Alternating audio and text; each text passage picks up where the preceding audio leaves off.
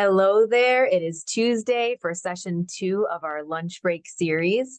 And today we are talking about eating with intent.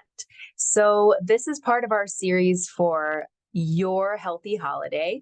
And over these next few weeks, we will be sharing information with you, which is going to help you and your family have a more healthful holiday. We know this time of year, there is quite a bit of temptation in front of us, and the busyness sometimes gets in the way of us making positive choices. And also, maybe our activity levels are different. We don't get the same amount of time as we do during other parts of the year to focus on our health and wellness.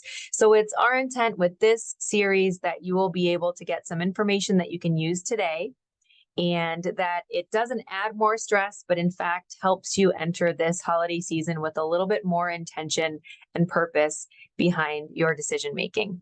So today is specifically talking about eating with intent. And there is a big focus on nutrition in this series, but more of a practical approach, not a eat this, not that type of approach, but just a how we eat and how we decide what we're eating and in what state we are when we're eating is what we're focusing on. So today, particularly, eating with intent, the mindful approach to nourishing the mind and body. So today we are going to talk a little bit about mindful eating. And I know mindfulness is a buzzword, and sometimes when things become buzzwords, we stop even thinking about what they mean.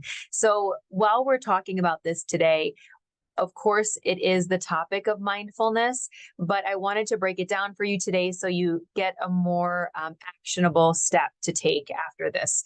So the whole goal with this series is that you have things to do with this information right away. So let's get started. Firstly, I wanted to offer you the idea that how we eat is as important as what we eat. Let me say that again. How we eat is as important as what we eat. And that can be hard to believe when we actually think about what that means. So am I saying that if I'm eating junk food, that's okay as long as I'm eating it in a certain way?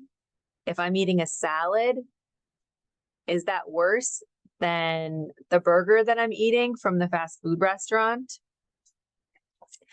I'm not, in fact, saying that one is better than the other, although even that might sound strange to say. But what I am saying is that how we eat is just as important as what we eat. So here we're thinking about the importance of the state that we are in when we are eating. So as a health and life coach, when I'm working with women in particular, a lot of times one of the big complaints is that they don't know what to eat and they're trying to eat very healthy. So if you're eating a big healthy salad at lunchtime, that's wonderful. But if you're eating that big healthy salad with all the proteins and the fiber and the fats on it, but you are eating it in a super stressed state, meaning that you are trying to work while you're eating, or you are on the phone with somebody that gets your blood pressure up while you're eating, you're not going to be able to do anything with that healthy salad because your body can't digest it. You are in a state of stress, and therefore, when that stressful state kicks in, your body goes into shutdown. So we're going to talk a little bit about what that means. And that's why I say the manner of how we eat is as important as what we eat, because that plays a big role in our health.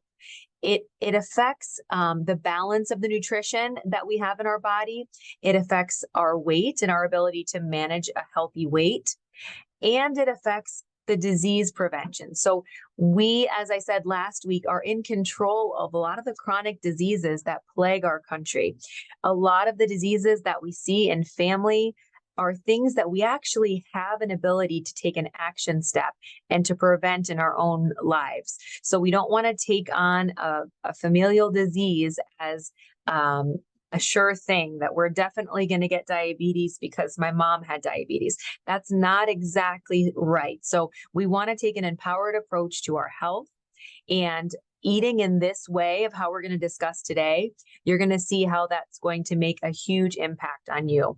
And if you can share this information with your loved ones, it has a ripple effect, right? So it can affect others in your life as well. So let's look at the body. Now, science was one of my least favorite subjects in school. I really, really, really disliked science class, but I really, really, really like to learn about how the body works today, because the more we know how things work, the better decision makers we are. So I wanted to point out again that the body is a system. It works together just as a puzzle fits together. So we can't think that one thing is not going to affect the other. And I wanted to point out how our actions and our decisions make a big effect, take a big impact on our bodies. So let's take a look at the body here in general. We have a little bit of a diagram, and we're looking at digestion, nutrient absorption, and the effects of mindful eating. So if you think about what happens when you smell a food item. So maybe you're walking through a restaurant or you're in your kitchen and that first whiff hits you. What happens is that first smell is starting your digestive system up. So we often don't think of it this way, but as I just said, your body is a system. So once you know this about yourself, you're going to be that much more mindful in the actions that you take. So think about this. You get that whiff of food. What happens? Take that smell in and you start salivating, right? As soon as we get a smell in our nose, we start that saliva generation in our mouths. So that saliva generation is actually signaling our digestive system to get started. Saliva is extremely beneficial to us because when that saliva starts generating, it lets our digestive system know, it lets the stomach know, hey, you better fire up because food's coming. So that's why once we kind of smell something, it feels like we need to eat something. It's because we do. Our body is saying, hey, you started this, let's get going. So once you put the food in your mouth, the mouth is actually where we start digesting some food groups. So carbohydrates, for example, start getting digested in our mouth. So that's why it's really, really, really important that we take our time when we're chewing, because the saliva wraps around the food. So the more saliva we have in our mouth, the more that food is going to get broken down, because saliva has enzymes in it. And those enzymes start the digestive process. And guess what? The better the job we do in the mouth chewing our food, we are setting ourselves up for success once we swallow that food, because that food is more broken down. So that means other systems in our body don't have to work so hard. And if they don't have to work so hard, we don't experience things such as acid reflux and indigestion and all of those things. So again, it's important to look at a diagram like this just to see. Starts in the oral cavity, we're going down the esophagus into the stomach, and then it's following all the way through until we get to the final phase. So just that little bit of information can help us understand how everything ties together. And in our intestines, where the nutrients are being absorbed, if we don't do a good enough job chewing, then our stomach doesn't have a real chance to break it down as effectively as it needs to. And then once it gets into the intestines, the nutrients aren't absorbed as well because they're not in the state that they need to be in order to do so. So that's how all of that works together. And we're going to talk a little bit about that as we go on here. So the nervous system. What does the nervous system do? We're going to talk about the two nervous system states that we need to focus on when we're eating. But I think it's important first to just remind ourselves what the nervous system does, because again, we learn all these things one time, maybe in one class, but we don't think of them again. But your nervous system affects every aspect of your health. I think that's really important to recognize. Your thoughts, your memories, your learning, feeling, all of your movements, your senses, sleep, healing, heartbeat, breathing patterns. All of those things that I just mentioned are taken care of by the nervous system. So our nervous system does a lot of things in your body, as you can see. So how can we be more aware of our nervous system and how it works? we're just going to talk about the two most important parts of the nervous system that we can have a grand effect on. And that is the sympathetic nervous system and the parasympathetic nervous system. And how I like to think of this is sympathetic starts with an S, stress starts with an S. So our sympathetic nervous system is our fight or flight. Sometimes it's called fight or flight. And what that means is that's our stress response. And when our body is in stress, our sympathetic nervous system kicks on and it takes all the blood away from our body and puts it into our extremities. So that means that all the blood rushes to our head, to our fingers, and to our toes. And if you think about it, if you're stressed, sometimes people might say, if you're upset, stressed, frustrated, where might people describe that? They might say that their head feels like it's spinning, or that they're just feeling like their head's going to pop off, or something like that. That's because the blood is rushing to that area. It's also rushing to the hands and feet. And the reason being is because our sympathetic nervous system was meant to give us some guidance when we're experiencing stress. So that fight or flight means that it's time for us to go. We are feeling like the environment that we're in is not safe. So therefore, all the blood goes to where it needs to so we can react. We need to get out of this situation. We might need to run.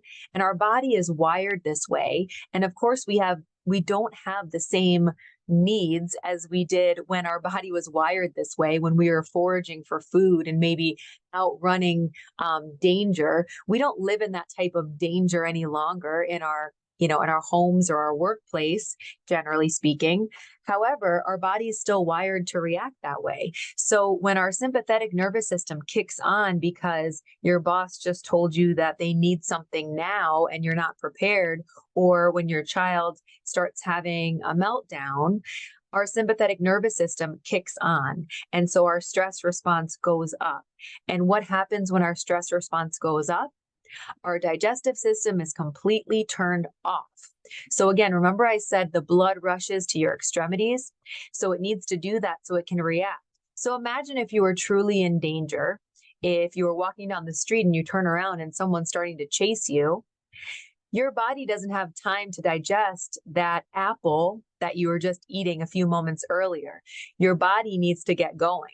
Your body rushes the blood to the hands, to the feet, to the legs, to the brain. So you just start running, right? So that's why your digestive system turns off when you're in a stress response. But of course, as I said, those types of situations don't occur on a daily basis. We're not getting chased down the street. We're not having to take big risky action steps usually on a daily basis. But our body reacts to situations as if we were. So when you get that phone call on your lunch break from someone in your family that brings a lot of drama maybe, and you start to hear them talking and you feel in your body that your body state has changed, that's because you kicked on the sympathetic nervous system. So you're in a stress response. So that means whatever you're eating at that time, say that was your lunch break and you were eating a sandwich, that sandwich doesn't have a chance because your digestive system is turned off. So I want you to imagine a light switch being turned on or turned off. When a light switch is turned off, it means nothing's working. So you're powered down. So that healthy sandwich that you packed for lunch for yourself so that you would have a wonderful, nutritious lunch, then just becomes a brick that sits in your stomach. And you notice that when you're eating. And oftentimes we notice, why do I feel this way? And it's usually because we were in a stress response when we were eating. We were eating too fast because we weren't conscious of what we were doing. We weren't chewing our food effectively because we were either in a stress response or we were rushed or, we weren't focused or in the moment. So therefore, we kind of leave all the work to our body on the back end and our body's not ready to handle it. So that's the stress response. That's called fight or flight. But what about the other system that I'd like to encourage you to get into as often as possible? That's the parasympathetic nervous system. And remember I said sympathetic starts with an S, that's stress. Parasympathetic starts with a P, so does peaceful. So that's the rest and digest mode. So your parasympathetic nervous system is meant to keep your body calm. So every time you're feeling relaxed and calm, you are in the parasympathetic nervous system. And so take a little guess which state is best while eating? Certainly, and I did a little switch here to trick you because I switched the order. But the parasympathetic nervous system, of course, the peaceful part of your nervous system, is the best way to be eating, because not only is your digestive system on and ready, but you are in a restful state. So when we're in a restful state and we start to eat something and we do it in a proper way, and we're going to talk about that in a minute, we get the best out of that food. So do you remember when I said at the beginning, how we eat, the manner in which we eat is as important as what we eat? That's what I mean. That's truly what I mean. So the example I gave earlier, you're eating a big healthy salad, but you're super stressed and you're on the phone, or you're scrolling through your phone, or you just got a text message that sent you into a stress response. That salad really is non-existent. It doesn't do much for you. Now, if you are eating a hamburger and you're completely calm and all is well, you're going to get the best you can out of that burger. Granted, the salad may be healthier, but if you're not even getting the nutrients out of it because of the way you're eating, then it really isn't much better than the hamburger. So I know that's a pretty radical statement there, but it's very true. So if you've been struggling, sometimes we say, I'm eating healthy, I don't know why it's not working. There's many factors there, but one of the things that we're talking about today is considering how you're eating. And especially with young children, this is tough because we are getting their food prepared. We are, they're done eating before we even started eating. We're getting up and down at the table. So you may have to think of ways that you can still be in a stressless state. So maybe when you sit down with your family to eat, maybe you take a couple bites and you just take in and enjoy what's going on around you and have conversation.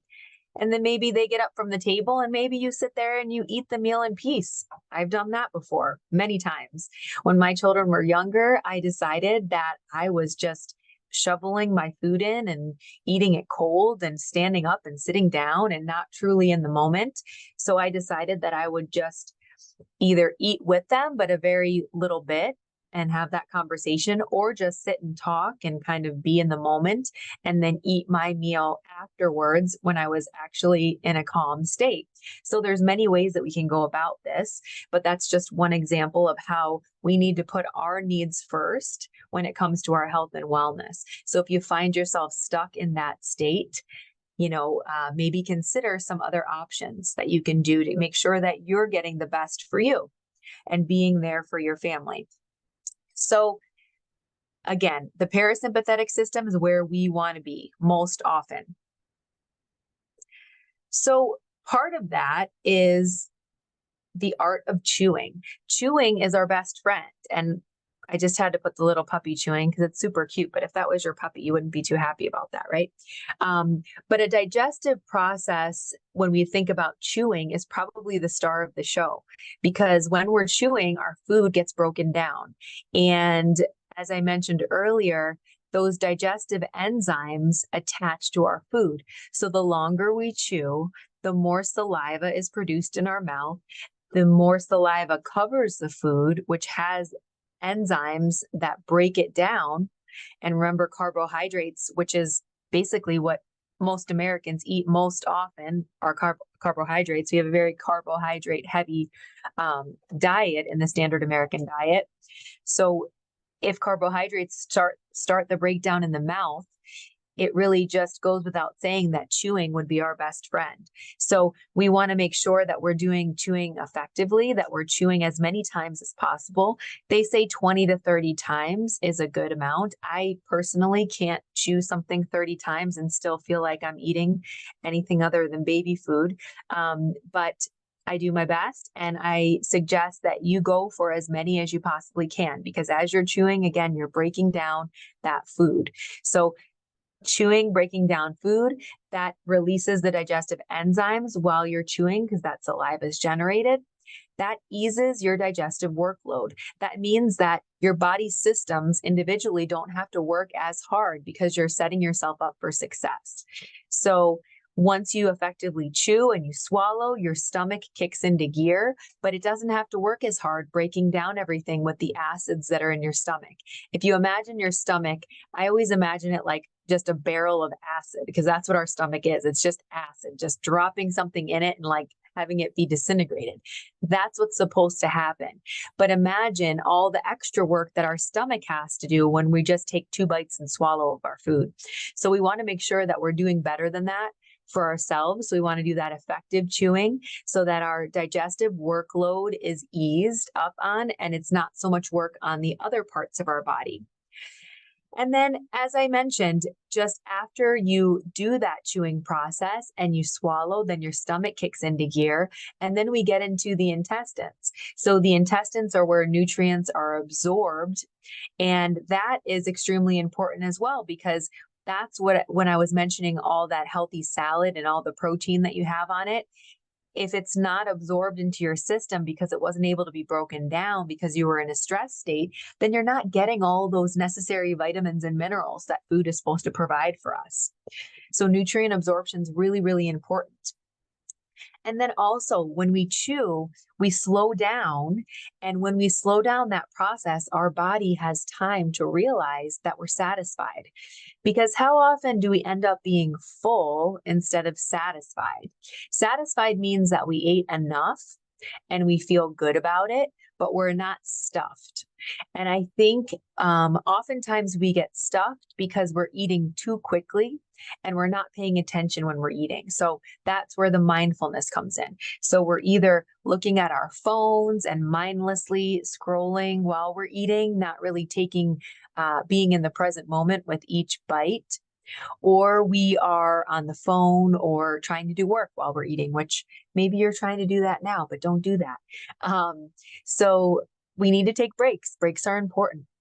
So that digestive process knows that it's happening, right? When we said we smell it first, and then the saliva comes second, and then we chew it, and then it goes down through our esophagus and into our stomach, right? So when we take our time chewing, our stomach can signal our brain and say, hey, we're good down here. We got enough. But when we're eating too quickly, our stomach doesn't have time to signal our brain. So that's when we get a little stuffed and overwhelmed. So research is now showing that our stomach is a first brain and our actual brains are second brain. So our stomach has a lot of knowledge and it knows what it's doing, and it signals to our brain in our heads to say, hey, we're good here, slow down. So if we don't give it that chance, we are going to overeat. We are going to feel uncomfortable after we eat because we didn't set ourselves up for a positive experience. So what are some ways to promote rest and digest mode? Remember that parasympathetic, that peaceful mode. We have to eat in a relaxed environment. So whatever that means for you. Like I said, for me, that meant feeding my kids first and then eating in somewhat of peace. So that's a way. Maybe it's at work, closing your door or going to a place that's quieter. Maybe you don't want to be interacting with everybody at lunch. Maybe you need that downtime. Maybe that's a relaxed environment for you. Avoiding distractions while you're eating is super important. So I know our phones are the number one distraction on the face of this earth, but maybe your phone needs to be away in your purse for the first 10 minutes of your break so you can actually eat and relax and look at your food and take those bites. Chewing food slowly and thoroughly is extremely important, as we just mentioned, with the chewing process. And eating fiber-rich foods that aid in digestion. So you're giving yourself that extra layer of support when you're eating fiber-rich foods. And if you just Google fiber-rich foods, you're going to get a whole list, and you can pick your favorites and try to include those in each and every meal, because the fiber in the food is going to allow your system to feel fuller longer. So you're not just going to eat something and be hungry 15 minutes later. It's going to really carry you. So you want to make sure that you have fiber. That's one of the many reasons to include fiber in your diet. So what's one action step that you can take today? I want to invite you to a 20-minute meal challenge. So what does that mean? That means that you you take a time when you are not going to be a stress mode. So maybe it is your lunch break at work. Maybe it is a breakfast. Maybe you wake up before everyone else and you have some breakfast. Whatever it's going to be, you choose a meal that is not a stressful time for you. And I want you to eat that meal. Look at the time before you start eating, and then eat that meal as you normally would. So you're going to eat that meal. You're going to not pay attention to much except for the fact that you're eating. So you're trying to stay in the moment. And after you finish eating, I just want you to take a look at the time. How long did it take you to eat that meal? When I first did this exercise, I ate in 4 minutes. And I am not proud to share that, but the truth is, I was done eating in 4 minutes. And what does that tell you? That tells you that I wasn't chewing effectively, that I was not letting my body signal my brain that I was full. So you can guarantee that I probably ate too much too fast. But the first time that you do this, I just want you to do that for yourself. Don't pay attention to the time. Just do as you normally would, and then look at the time and see how much time has gone past. So maybe it's for you 5 minutes, maybe it's 10 minutes, maybe it's 7 minutes. I'll be shocked if you beat my 4-minute record. But see how much time it is for you. And then from that, let that be your starting point. And then choose another meal in the near future. And when you do that, try to stretch it out longer. So if your first meal was 7 minutes, try to make your next meal 10 minutes. And so on and so forth until you get to 20 minutes. 20 minutes is the sweet spot for eating. 20 minutes is the time that your brain, your stomach would notify your brain that you're satisfied. So when you fall into this 20-minute time frame, you will see that you will eat less, which is a good thing because generally we're eating more than we need to in the moment. I think sometimes we act as though we have no access to food, only this meal in front of us. When we know that we have snacks in our bag, we have other food at home, we have food all around us in the world, right? We can just go to the store and grab something. It's not like we live on a remote desert island, but we can take the time to make sure that we are stretching our meals as much as possible so that we get to that sweet spot of 20 minutes. And then we are going to make sure that we're eating not as much, maybe just feeling satisfied, not stuffed. And we're also setting our bodies up to digest properly. We're in that peaceful state. Our digestive system's turned on, powered up, and it's ready to do its job. So we have to help our bodies do its job. We can't just assume that we're going to eat how we want to eat and our bodies should just comply. So I can guarantee you that you will notice a difference if you stick to a 20-minute meal or you attempt to do a 20-minute meal a few times over this holiday season. You have to put some intention behind it though. You have to set this little mini goal for yourself. You don't even need to tell anybody about this. You can certainly invite others to join you if you want to include other people, but this is a you against you. So this is something that you don't even have to tell anyone. At the holiday gathering, you don't need to get comments from others. Oh, why are you only eating that? That's not what it's about. You can have your normal plate fixed, but you actually just take a slower time eating. So again, this is something that's very private. It's something that you can do on your own. And I'm excited to hear what kind of benefits do you notice from this? Are you noticing that you feel better after you eat? Are you noticing that you're fuller longer? Are you noticing that you're eating less? Are you noticing less indigestion, less upset stomach? I'm very, very curious once you incorporate this a few times, what kind of feedback. So take note of that, because once we realize how good this feels, of course, we're more encouraged to do it again and again. So I want to thank you for joining. It is our 30-minute lunch break series. So that's what it is. It's really quick and 30 minutes. And I can't wait to see you next time. That's next Tuesday, 12:15 to 12:45. I look forward to seeing you again. Feel free to email or drop anything in the chat if you have specific questions or specific comments. I look forward to speaking with you more to help you and your family live a more health-filled life. Have a wonderful day. Bye-bye.